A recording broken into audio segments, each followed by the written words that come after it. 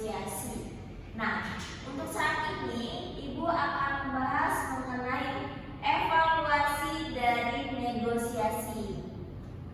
Anak-anak, setiap peristiwa atau setiap hal yang terjadi harus melalui tahap evaluasi. Supaya apa? Supaya kesalahan-kesalahan yang sudah terjadi tidak terulang lagi apabila kita melakukan kegiatan yang sama. Nah, pertemuan kali ini Ibu akan mengevaluasi kegiatan negosiasi yang sudah kalian lakukan di minggu lalu. Di minggu lalu ada kelompok Dwita Intan Safitri yang berpasangan dengan Rizky Maharani dengan melakukan negosiasi makan siang ya, memutuskan makan siang ya. Lalu ada kelompok Martin Hamonangan dulu bersama Alia Amelia, Martin sebagai ayah dan Alia sebagai anak perempuan yang menginginkan HP dan sudah mencapai kesepakatan. Oke. Nah, lalu ada kelompok Zulfa dan juga kelompok Fitria Susanti yang melakukan negosiasi di pasar berupa negosiasi harga tas dan harga baju. Nah, anak-anak, kalian tahu nggak sih apa saja yang harus kita evaluasi dari melakukan negosiasi? Belum tahu ya? Bagaimana yang lain? Apakah sudah tahu? Oke, diingat ya bahwa negosiasi ini adalah komunikasi yang membuat interaksi sosial untuk mencapai kesepakatan antara kedua belah pihak.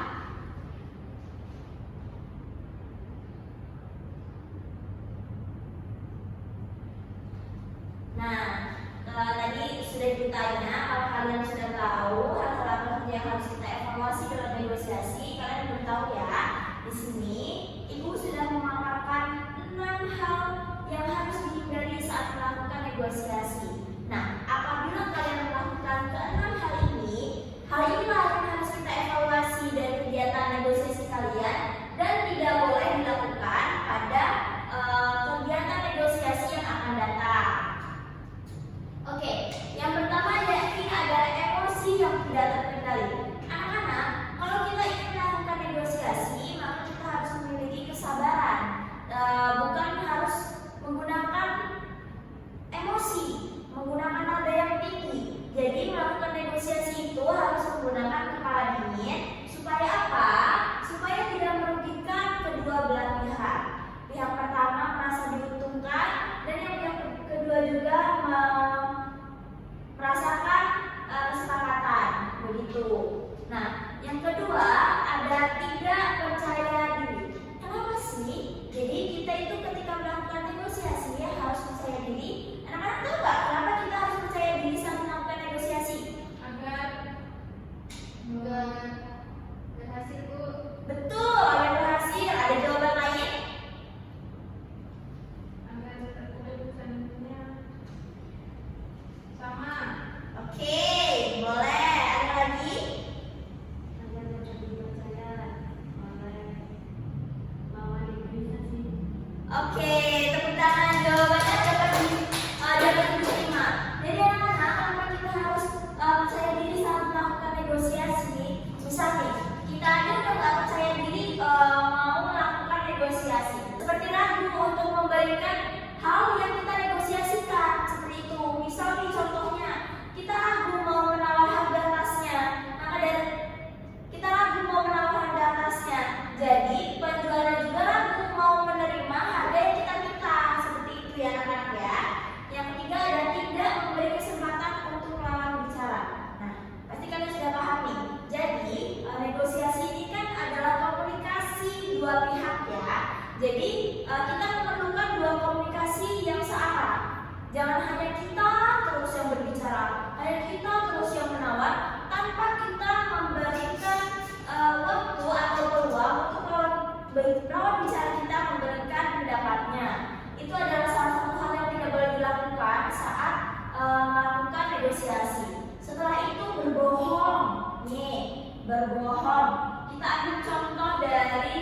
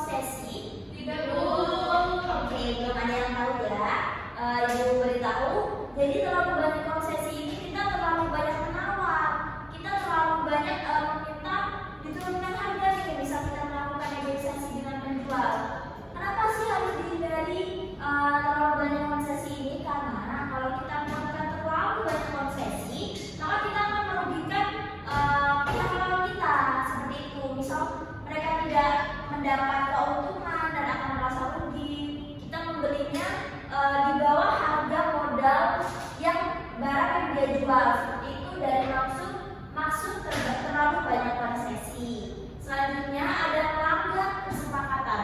Nah, melanggar kesepakatan ini kita ambil contoh lagi, misal pada saat Alia dan Martin melakukan negosiasi. Melanggar kesepakatannya sebenarnya ini sedikit mirip dengan yang berbohong tadi. Melanggar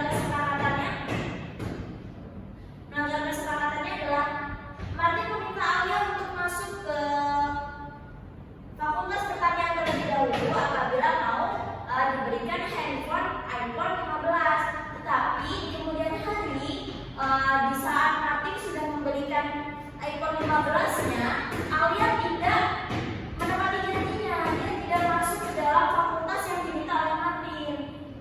Tidak masuk ke dalam fakultas pertanian, justru masuk ke dalam fakultas yang diingini Alia, yaitu kesehatan. Ya benar ya Alia ya. Nah begitu.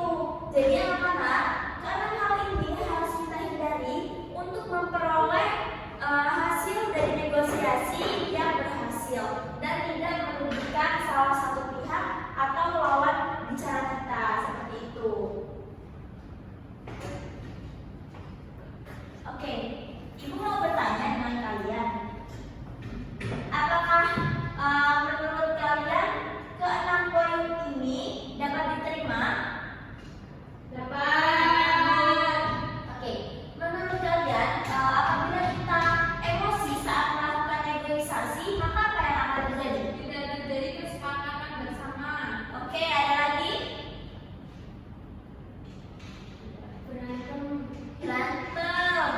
Berantem antara kedua belah pihak ya, ya.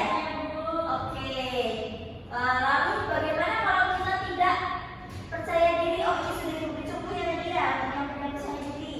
Setelah itu bagaimana bila kita tidak memberi kesempatan untuk lawan bicara menyampaikan pendapatnya?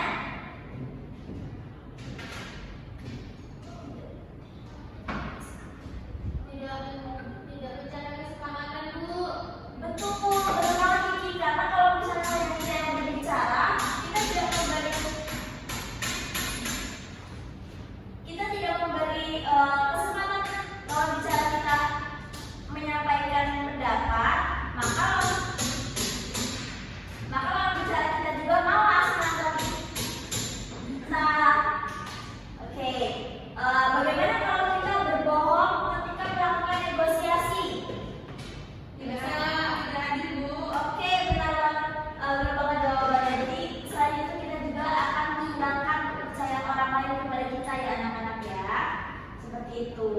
Jadi hal-hal seperti inilah yang harus kita evaluasi ketika melakukan negosiasi. Nah, apabila sudah kalian melakukan salah satu di antara 6 poin ini, maka kalian tidak boleh melakukannya di saat negosiasi yang selanjutnya. Seperti itu ya anak-anak ya. Dapat dipahami? Oke, cukup sekian pertemuan kita pada siang hari ini. Ibu rasa cukup. Waktu sudah menunjukkan pukul 15.00. Sudah waktunya kalian pulang. Maka dari itu untuk menutup pertemuan kita pada siang menjelang sore hari ini, mari kita mengucapkan lafaz hamdalah.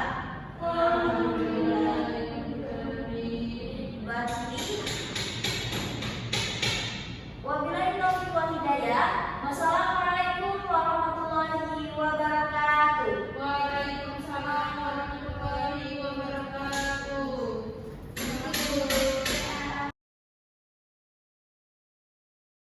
Selamat pagi, perkenalkan nama saya Martin Hamonangan Apitupulu. Saya selaku observasi lisan saudara Rara Siva.